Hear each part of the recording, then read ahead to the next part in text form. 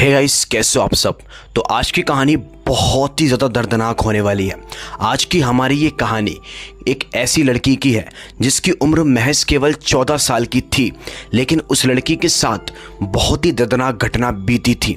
जी हाँ, इस लड़की का नाम था दोस्तों किशोरी। किशोरी दोस्तों बेसिकली महाराष्ट्र के पुणे नाम के शहर के अंदर रहने वाली थी। किशोरी की उम्र 14 साल की थी और ये अपने माता पिता के साथ में पुणे जैसे बड़े शहर के अंदर रहा करती थी। किशोरी के माता पिता नॉर्मली जो पेड़ पौधों की नर्सरी वगैरह होती है ना, उनमें काम किया करते थे।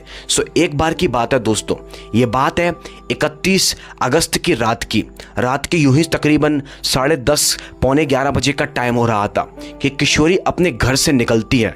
इसका घर पुणे के रेलवे स्टेशन से बहुत ही ज़्यादा पास में था, तो इसीलिए किशोरी फौरन ही अपने घर से निकलती है और रेलवे स्टेशन के पास दोस्तों वो चली जाती है। वो इसीलिए क्योंकि आज उससे मिलने के लिए उसका एक दोस्त आने वाला था। जी हाँ, किशोरी अपने दोस्त के इंतज़ार में पुणे के रेलवे स्टेशन के पास चली जाती है। ये रात का वक्त हो रहा था, बच्ची थी, ज़्यादा उम्र भी नहीं थी, अनमेच्योर किस्म की लड़की थी, लेकिन वो अपने दोस्त से मिलने के लिए, इसके दोस्त ने इससे कहा था कि हम रेलवे स्टेशन पर आकर मिलेंगे, इसीलिए वो वहाँ पर उससे मिलने के लिए रात के वक्त ही पुणे के रेलवे स्टेशन के पास चली जाती है। एंड अब किशोरी दोस्तों उस रेलवे स्टेशन पर अपने दोस्त का काफ़ी इंतज़ार करती है, लेकिन काफ़ी इंतज़ार करने के बाद भी इसका दोस्त इससे मिलने के लिए नहीं आता। जी हाँ, आप लोगों ने बिल्कुल सही सुना। किशोरी अब काफ़ी देर तक इंतज़ार करती है, लेकिन इंतज़ार की घड़ी भी ख़त्म हो जाती है। इसका दोस्त इससे मिलने के लिए बिल्कुल भी नहीं आता। तो किशोरी अब वहाँ पर जब अकेली खड़ी हुई थी ना, कि तभी अचानक से दोस्तों किशोरी के ऊपर एक ऑटो रिक्शे वाले की निगाह पड़ती है, जो कि वहीं से होता हुआ निकल रहा था। जैसे वो ऑटो रिक्शा वाला किशोरी को देखता है तो वो उसके करीब आता है और वो उससे पूछने की कोशिश करता है कि आखिर उसे क्या परेशानी है। तो किशोरी उस ऑटो रिक्शे वाले को बताती है कि वो अपने दोस्त का इंतज़ार कर रही है। मतलब वो खुल के अपनी सारी परेशानी को एक्सप्लेन कर देती है, क्योंकि मैंने आप लोगों को बताया कि उसकी अकल बच्चों जैसी थी। सामने एक अट्ठा कट्टा आदमी, वो उसे अपने पिता के सम्मान समझ रही थी, इसीलिए उसने सारी बातों को एक्सप्लेन कर दिया। अब जब किशोरी ने ये सब बातें कही तो दोस्तों वो ऑटो रिक्शा वाला ये सब बातों को सुनकर फौरन ही अपनी रिक्शा को लेकर वहाँ से चला जाता है। अब किशोरी कुछ देर और वहाँ पर इंतज़ार करती है अपने उसी दोस्त का, लेकिन कुछ देर के बाद भी आपको सुनकर बहुत ज़्यादा हैरानी होगी, उसका वो दोस्त नहीं आता और किशोरी ऐसे ही वहाँ पर खड़ी रहती है। अब तभी दोस्तों कुछ ही देर के बाद वही ऑटो रिक्शा वाला दोबारा किसी उसी रेलवे स्टेशन के करीब से गुजर रहा था। जैसे ही वो किशोरी को देखता है ना दोबारा किसे कि ये लड़की यहीं पर ही खड़ी है, अभी ये लड़की अपने घर पर नहीं गई है, तो इसीलिए वो ऑटो रिक्शा वाला फ़ौरन ही उस लड़की के करीब जाता है, मतलब कि किशोरी के करीब जाता है और वो किशोरी से पूछता है कि अभी तक तुम्हारा वो दोस्त नहीं आया। तो किशोरी इस ऑटो वाले को बताती है कि मेरा वो दोस्त अभी तक नहीं आया है, मैं बहुत ज़्यादा परेशान हो चुकी हूँ, मुझे भूख भी लग रही है, प्यास भी लग रही है, मैं अपने माता पिता को भी बताकर नहीं आई हूँ। बस किशोरी का इतना कहना हुआ था कि तभी दोस्तों अचानक से वो ऑटो रिक्शे वाला अपनी ऑटो के अंदर से एक पानी की बोतल निकाल कर लेकर आता है। जी हाँ, वो जैसी पानी की बोतल निकाल कर लेकर आता है ना, तो वो किशोरी को पानी पीने के लिए देता है। अब जैसे इसने पानी पीने के लिए दिया तो किशोरी भी बच्ची थी भाई, उसको किसी और के पानी पीने में बिल्कुल भी अजीब नहीं लगा, इसीलिए किशोरी ने उसी की बोतल से पानी पी लिया, क्योंकि उसे बहुत तेज़ प्यास लग रही थी। जी हाँ दोस्तों, इधर किशोरी के घर वाले कॉल पे कॉल उसको कर रहे थे, लेकिन ये एक भी कॉल को पिक नहीं कर रही थी। जी हाँ, ये जैसी दोस्तों पानी को पीती है ना, तो अब अचानक से इसे चक्कर आना शुरू हो जाते हैं। जी हाँ दोस्तों, उसे जैसे ही चक्कर आते हैं ना, तो ये हल्का हल्का अपना होश खो रही थी। तो अब ये ऑटो वाला क्या करता है, ये आदमी फौरन ही किशोरी को उठाता है और दोस्तों उसे उठाकर अपनी ऑटो रिक्शा में जाकर बिठाल देता है। अब ये जैसे किशोरी को ऑटो रिक्शा में बिठाता है तो बोलता है कि मैं तुम्हें उस जगह पर छोड़ दूंगा जहाँ पर तुम्हारा दोस्त मौजूद है। वो बताता है कि सामने की ओर ही तुम्हारा दोस्त खड़ा हुआ है। वो इस तरीके से किशोरी को यकीन दिलाता है और दोस्तों तभी वो ऑटो रिक्शे वाला उसे अपने साथ लेकर चला जाता है। अब ये ऑटो रिक्शे वाला उसे बहुत ही केव जैसी एक सुनसान जगह पर लेकर चला गया था, जो कि एक जंगल किस्म का दोस्तों जगह थी, एक जंगल जैसी जगह थी। ये ऑटो रिक्शा वाला किशोरी को अपने साथ वहाँ पर लेकर चला जाता है और दोस्तों वहाँ पर ले जाने के बाद ये उसे एक अकेली सुनसान सी जगह पर ले जाकर उसके साथ दोस्तों गलत काम करता है। ये ऑटो रिक्शा वाला उस बेचारी 14 साल की लड़की के साथ रेप करता है। वो अपनी जान बचाने की बहुत कोशिश कर रही थी, लेकिन ये उसे नहीं छोड़ता दोस्तों। जी हाँ, और जब काफ़ी टाइम बीत जाता है ना, तो ये ऑटो रिक्शा वाला यहीं तक ही सहमत नहीं रहता। ये किशोरी को दोबारा किसे अपनी ऑटो रिक्शा के अंदर बिठाता है और उसे दोस्तों वहाँ से बहुत दूर एक होटल के अंदर लेकर चला जाता है। ये जैसे उस होटल के अंदर किशोरी को लेकर जाता है ना, तो ये होटल से पहले ही इसकी सेटिंग हो चुकी थी। सो दोस्तों ये फ़ौरन ही वहाँ पर एक रूम के अंदर किशोरी को कर जाता है और वहां पर ले जाने के बाद ये अपने साथ के बहुत सारे दोस्त यारों को कॉल करके उस रूम के अंदर बुला लेता है। जी हाँ दोस्तों, देखते देखते वहां पर बहुत सारे आदमियों की भीड़ इकट्ठी हो जाती है और वो सारे के सारे आदमी आते हैं, देन किशोरी के साथ गलत काम करते हैं, उसका बलात्कार करते हैं और ऐसी ऐसी हरकतें करते हैं जिसके बारे में मैं शायद आपको लफ्ज़ों में बयां भी नहीं कर सकता। वो बेचारी लड़की चिल्ला चिल्लाकर इन लोगों से बोल रही थी मुझे छोड़ दो, लेकिन कोई भी इस पर रहम खाकर इन्हें नहीं छोड़ता दोस्तों। सो अब क्या होता है, जब ये सारी चीज़ें कंप्लीट हो जाती है ना, तो उन्हीं आदमियों में से एक लड़का यहाँ पर किशोरी को पुणे से मुंबई ले जाकर छोड़ देता है। मतलब कि किशोरी रहा करती थी अपने शहर पुणे के अंदर, सो वो उसे मुंबई ले जाकर छोड़ देता है, मुंबई के दादर स्टेशन पर। जी हाँ दोस्तों, वो भी इसीलिए क्योंकि इसे ऐसा लग रहा था कि अगर इसे इसी के शहर में छोड़ दिया गया तो शायद ये वहाँ पर सब लोगों को बताकर हमारा भांडा फोड़ देगी और शायद इसे ऐसे अनजान शहर, अनजान जगह पर 14 साल की बच्ची को छोड़ेंगे तो शायद इसकी किडनैपिंग हो जाए। ऐसा इस आदमी का सोचना था जो कि किशोरी को छोड़कर गया था।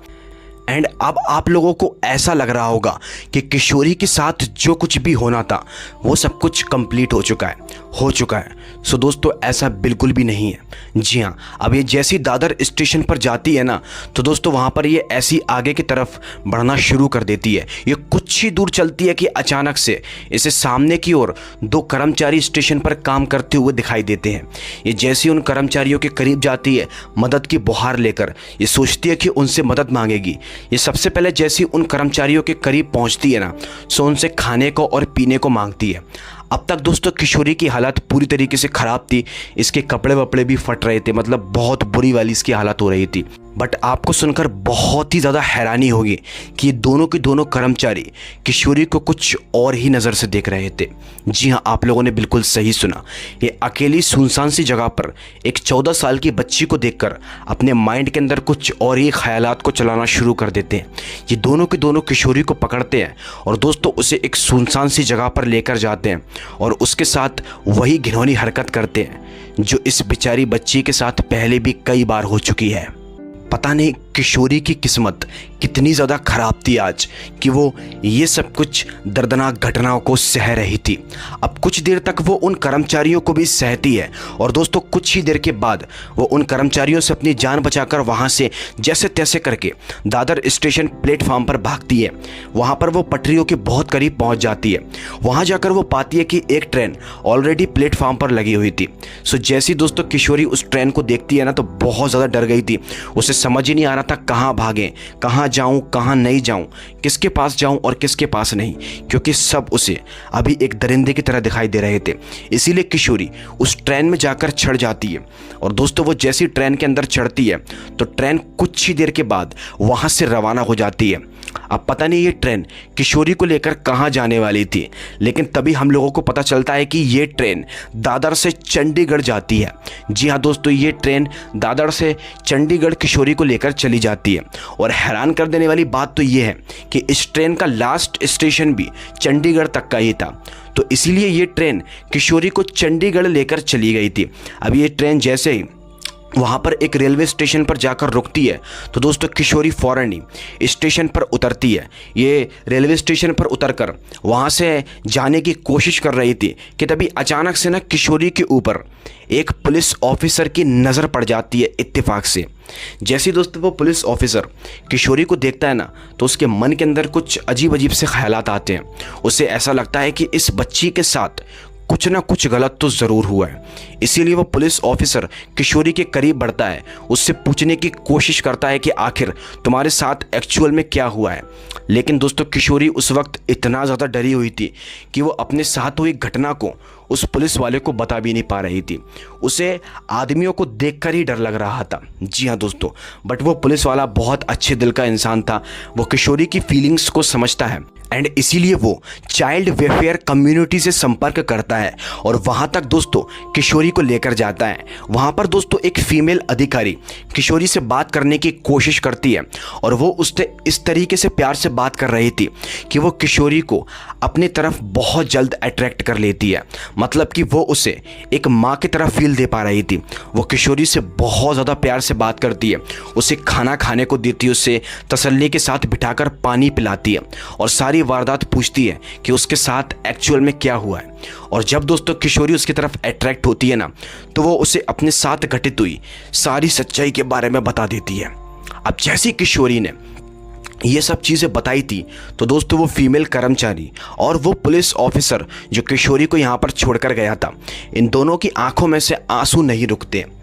अब ये सब सुनकर वो लोग बहुत गुस्सा हो जाते हैं और किशोरी के दरिंदों को पकड़वाने के लिए, उनको सज़ा दिलवाने के लिए फ़ौरन ही इस खबर को चंडीगढ़ पुलिस तक पहुंचा दिया जाता है।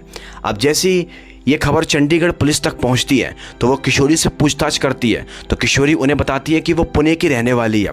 इसीलिए दोस्तों चंडीगढ़ पुलिस पुणे पुलिस से कांटेक्ट करती है। जैसे ही पुणे पुलिस से कांटेक्ट होता है ना, तो पुणे पुलिस चंडीगढ़ पुलिस को बताती है कि वो लोग ऐसे ही एक केस की तलाश कर रहे थे। जी हाँ दोस्तों, अब आप लोग सोचोगे कि ऐसा कैसे हो गया, तो इसकी जानकारी के लिए मैं आपको बता दूं, जब पुणे से किशोरी गायब हुई थी तो उसके माता पिता ने बाद में जाकर अपनी बेटी की मिसिंग रिपोर्ट पुणे पुलिस थाने में लिखवा दी थी। इसीलिए वो लोग इसी केस की तलाश कर रहे थे और जब चंडीगढ़ पुलिस ने उनसे कांटेक्ट किया तो सारा मामला एकदम सेट हो गया, सॉल्व हो गया। तो इसीलिए अब किशोरी को चंडीगढ़ से दोस्तों पुणे ले जाया जाता है, उसी के शहर के अंदर। अब जैसी दोस्तों किशोरी पुणे पहुंचती है तो वो अपने शहर के पुलिस वालों को बहुत ही ठहराव के साथ अपने साथ हुई उस दर्दनाक घटना को बता देती है। जैसे किशोरी अपने साथ हुई दर्दनाक घटना को बताती है तो दोस्तों पुणे पुलिस रेलवे स्टेशन की सारी सीसीटीवी फुटेज को खंगालती है। जैसे वो सीसीटीवी वीडियोस को चेक करते हैं ना, तो दोस्तों वो जो ऑटो वाला था वो उस सीसीटीवी कैमरा के अंदर आ जाता है। एक सीसीटीवी कैमरे में उसकी ऑटो का नंबर भी आ जाता है और वो दरिंदा भी आ जाता है।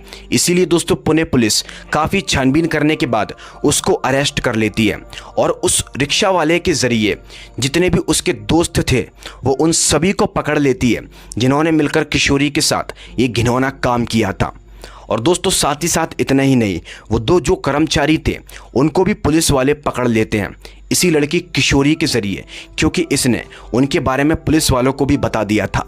सो जैसे ही दोस्तों वो सारे के सारे दरिंदे पकड़ जाते हैं, उनके ऊपर कड़ी से कड़ी कार्रवाई की जाती है। अब दोस्तों ये कहानी बहुत ही ज़्यादा दिल हम लोगों का दहलाती है कि आजकल ज़माने के अंदर इंसानियत पूरी तरीके से मरती जा रही है। इस कहानी को सुनाने का मेरा केवल मकसद इतना था कि मैं आप लोगों को अलर्ट करना चाहता हूँ और ख़ासकर उन 14-15 साल के लड़का लड़कियों को जो आप लोग जैसे इस दुनिया को समझते हो, एक्चुअल में ये दुनिया वैसी नहीं है। इसीलिए आप लोगों को बहुत ही संभाल कर और अपना ख्याल रख कर इस दुनिया के अंदर रहना है। ऐसे ही किसी अनजान शख्स, किसी भी अनजान इंसान पर बिल्कुल भी आप लोगों को भरोसा नहीं करना चाहिए। तो उम्मीद करता हूँ आज की वीडियो आप लोगों को बहुत पसंद आई होगी। अगर आप लोगों को ये कहानी पसंद आई हो तो वीडियो को लाइक करके हमारे चैनल को सब्सक्राइब कर लेना, क्योंकि मैं इसी तरीके की हैरान कर देने वाली कहानियां आप लोगों के सामने दोस्तों लेकर आता रहता हूं। तो चलिए अब हम मिलते हैं आपसे एक और दिल दहला देने वाली कहानी के साथ। तब तक के लिए आप लोग अपना बहुत बहुत ध्यान रखें।